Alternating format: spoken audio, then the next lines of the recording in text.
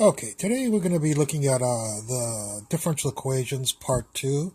I have another video on part 1 differential equations. You'll probably want to watch that if you do not know differential equations before you watch this. If you do know that subject area, then you can just watch this one. In the first one, we talked about more conventional differential equations. This lecture will be on a little bit more esoteric differential equations, and then number 3 we'll go back to conventional. But we're going to look at some kind of more unconventional differential equations. The first of which is something called the Bernoulli differential equation. This is a Bernoulli differential equation. It has a y prime with a coefficient of 1 in front of it, plus some function of x times y equals a different, or another function of x, maybe the same, maybe different, times y to the n power. So this is called the Bernoulli differential equation. What we'll do is we'll make a substitution of z equals y to the 1 minus n. And we'll take appropriate derivatives, plug it in here, and we'll get a new differential equation. I'm not going to show you all of that. I'm going to the nuts and bolts and just show you the result of transforming the Bernoulli differential equation into this what's called a linear differential equation, which I discussed in my part 1 differential equation lecture. So if you don't know that, you'll have to go back and watch the part 1 differential equations. So anyways, the point is that a Bernoulli equation can be transformed into a linear, first-order linear differential equation. So let's take a look at an example. Here's an example. Y prime plus 2xy equals x times e to the negative x squared times y cubed. We see that this does fit the form of a Bernoulli equation. Here's the y prime with a 1. Here's the function of x, 2x, y. The other function of x is this x e to the negative x squared, and then y to the n is y to the 3. So this is a Bernoulli differential equation, and we're going to transform it using this right here. Now, in order to transform it to this, the first thing we'll write is z prime right there. We'll have 1 minus n. Do we know who n is? Well, n is this, the power on the y, and the power on the y is 3. So we'll have 1 minus 3, and there I wrote 1 minus 3. So we're transforming this into this equation. The next thing we ask is, do you know the function of x? Yeah, we know the function of x. It's 2x, so we put the 2x. And the next thing we need is a z. There's the z. There's the equal sign. 1 minus n, again, is 1 minus 3, like it was before. And do we know the function of x that was over here? Yeah, the function of x over here was x e to the negative x squared. So we have x e to the negative x squared. So just like you can take a Bernoulli equation and change it into a linear differential equation, we've just taken this specific Bernoulli equation and transformed it into this specific linear differential equation. Again, I showed you how to solve this in differential equations part 1. First thing we'll do is find the integrating factor. Mu equals e to the negative the function in front of the non-derivative term z, and that's a negative 4x right here. So that integral is this, and then we had a formula for a linear differential equation solution, and that, I'm not going to write that here, but it was 1 over mu, so there's the mu, the integral of mu, so there's the mu, times the function over here on the right-hand side, and there's the function on the right-hand side, dx plus c. So we'll have to do this integral, which is fairly easy integral to do once you do a little bit of algebra to it. And I did the integral, I did the algebra and the integral and put it here. The other thing I did was, the last thing we'll have to do is substitute. The solution is z, but we want the solution to be, of course, in y, which is what we got before. The teacher, our problem had a y, so we can't have a solution in z. So who is z? Notice z equals y to the 1 minus n. So in for z, I put y to the 1 minus n, of course, is 3 as it was before in the other thing. So this is the solution to this differential equation right here. And I just rewrote it a little bit cleaner right here. Here's the y to the negative 2, and I multiplied stuff in and cleaned it up a little bit for you guys. So this is the solution to this Bernoulli differential equation using the Bernoulli differential equation method. The next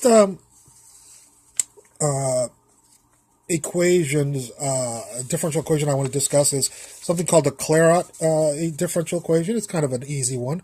I was able to fit it right here. So it's called the equation of Clairaut. This right here is the form of an equation, a differential equation of Clairaut. And it has to have a y equals x, y prime plus some function of y prime. And actually the solution is fairly simple. This is the solution to the Clairaut equation of Clairaut. So let's take a look at an example. This is probably the shortest differential equation we'll ever solve. Here's an example of a Clairaut equation. Why? Because it has a y, it has an x, it has a y prime, plus it has some function of y prime. Here we have y prime cubed. That's a function of y prime. So this is a equation of Clairaut. And how do we solve it? Well, we say that the solution is y equals m, which is just an arbitrary constant, x plus the function that you had. And what was your function? Of course, the function was cubed. The function was x cubed, if you think of it right here. So take the function and stick in m. So here we have the function cubed, m cubed. And that will be our solution to this Clairaut differential equation. Okay. There's our solution to this Clairaut differential equation. And that's how we solve Clairaut differential equations. I'm sure you guys like that nice, easy one. Oh, okay. The next thing we're going to look at is called the Riccati equation. Riccati equation needs to look like this. It has to have a y prime equals function of x, y squared plus another function of x, y plus another function of x. Okay. And with the Riccati equation, we have to have what's called a particular solution. So somebody can't just hand us a Riccati equation. They have to also hand us a particular solution. And then we can find the total solution afterwards. So let's see how we do that.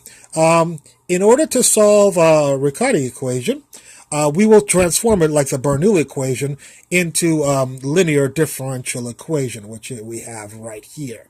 So if we are given this, we will transform into this, and then we will use this to plug. This will be our solution. We'll see how to do that in just a second. So these will be the two steps that we'll have to do. So this is an example of a Riccati equation. Notice it does match the y prime. The function of x in front of the y squared, of course, is just 1.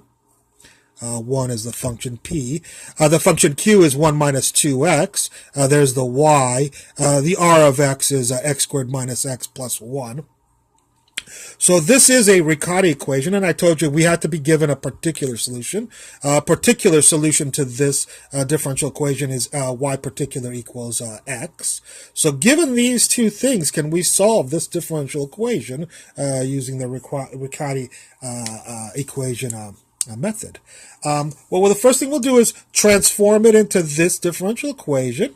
So here's our z prime plus 2, there's our 2. Do you know the y particular? Yeah, the y particular is x, so we'll plug in an x. Do you know who p was? Yep, I told you p is 1. It's in front of the y squared, so there's a 1. Do you know plus the q, who the q is? The q is 1 minus 2x. There's the y, so the q is 1 minus 2x, so we'll put that right there for the q. And there's the z. And we'll have a negative. And do you know who p was? Yeah, we already told you p was the thing in front of y squared, which is 1. So we'll get a negative 1. Negative p is a negative 1. So we've taken Riccati equation and transformed it into this. If this is for general, any Riccati equation. Here's our particular Riccati equation, and we've transformed it into this. This is step number 1 that we have to do is transform the equation, much like we did Bernoulli. Well, this is a first order linear differential equation. And again, I showed you how to solve this in lecture number 1, part 1, my other video. First thing, we just did it just a few seconds ago in the Bernoulli equation. We have to find the integrating factor, which is the integral of whatever is in front of the non-derivative term z. And if you do a bunch of algebra here, you'll actually just get 1. And the integral of 1 is x, so the integrating factor is x. And here's our solution then. The solution to this differential equation, according to my other video, part 1, is 1 over mu, 1 over e to the x, mu is e to the x. The integral of mu, e to the x, times the function on the right-hand side, given that this coefficient is 1, negative 1, dx plus c. So here's our equation that we pop in. We'll have to do this integral, which is a very easy integral to do, and there's our easy integral. And this will be our solution right here. Now, I just did a little bit of algebra. This is the same as this right here. So we go from here to here. So this z equals this, and with a little bit of algebra, z equals this. And now we do step number 2. Step number 2 says, if you want to know the solution to your Riccati equation, you should take y particular. Okay, yeah, well, we'll put the y there, and equals. Do you know y particular? Yeah, the teacher gave us y particular, it's x. Plus, here's the plus, 1 over whoever you discovered for z. Who did you discover for z? I discovered this for z, so we'll have 1 over this right here. And I just did a little bit of algebra and simplified this to this. This is the correct answer, but we do a little bit of algebra. This will become this, a little bit cleaner looking, where k equals 1 over c. So this is the solution to this Riccati equation. Alrighty, and not too bad. Okay, now in my other video, the differential equations part 1, we did do exact equations, but sometimes we'll end up with exact equations where our formula that we used to test the exact equations was my equals nx. Sometimes this equation, when somebody gives us a differential equation, this won't work. It won't pass that test. But yet, it's still it's still an exact differential equation if we use a little bit more complicated scheme to find the integrating factor. So, if somebody hands us this and this fails, we'll check and see if my minus nx divided by n is a function of x. If it is, then we'll use this as an integrating factor. Mu equals e to the integral of f. Sometimes this will fail. So this is check number 1. If this fails and this fails, then we'll try check number 2. The check number 2 is to see if nx minus my divided by m is equal to a function of only y. If this is only a function of y, then yes, we'll have to find the integrating factor. E will equal the integral of g, will be mu, the integrating factor. Okay, so let's take a look at an example. Here is our example right here. Somebody has given it to us, our teacher or a book. And if we check out my, who is my? My is $1. And who is nx? The derivative of this is 4. So 1 doesn't equal 4. So my was 1. And nx is 4. So according to my lecture number 1 on differential equations in my other video, this is not an exact equation. So people go, hey, let's try something else. Well, no, we're not going to try something else because we're going to try to see if it passes any of these checks. Let's try this check first. So here's the formula for the check my minus nx over n. That's this formula. Do you know my? This is m, of course, right here. That's m. So the derivative of this with respect to y is 1. Yeah, I know it. Do you know nx? This is n right here, the function right here. The function here is n is 4x. Do you know the derivative of that with respect to x? And I go, yeah, it's 4. And do you know who n is? And I go, yeah, it's 4x, just like I said a few seconds ago. Okay, we want you to simplify that just a little bit, and we get negative 3 over 4x, and lo and behold, we do have just a function of x. So if we have just a function of x, then we'll use this formula right here. Mu equals e to the integral of whatever function you got right here. What was your function? Mr. F. It's that right there. See, we plug that right in there because we use this formula. And what's the integral of that? The integral of that is this, and this becomes this with a little bit of algebra. So we're going to use this as something called an integrating factor. When I did the exact equations before, we need to take this and multiply it through the original differential equation that we had here. So we'll take our mu times our differential equation that we started with, mu times this. And if we take mu times this, we will get this right here. There's the x to the negative 3/4. You guys know how to multiply this out, FOIL this out, and you'll get this differential equation. Now what we're going to do is test again and see, is this an exact differential equation from part number 1, my other lecture. So we'll have to check is my equal to nx. And if we take the derivative of this with respect to y, we get this. And if we take the derivative of this with respect to nx, we get this. So lo and behold, this does equal this. So this is an exact differential equation. So now I can solve this the way I told you to solve exact differential equations in differential equations part 1, my first video on differential equations. And the way we did that was we set this equal for the integral of this equal to phi. We did the integral of this with respect to x. We get this plus some function of y. We'll take the partial derivative of this with respect to y, and we'll get this right here.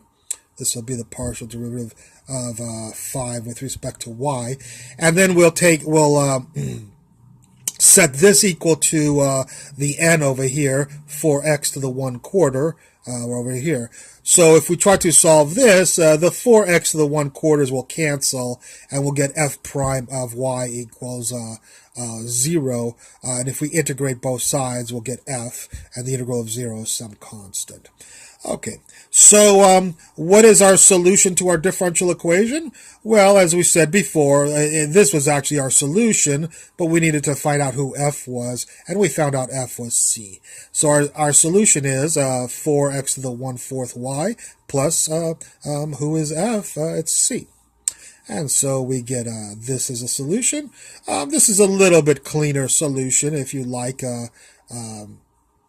It just did a little bit of algebra there. Oh, okie dokie.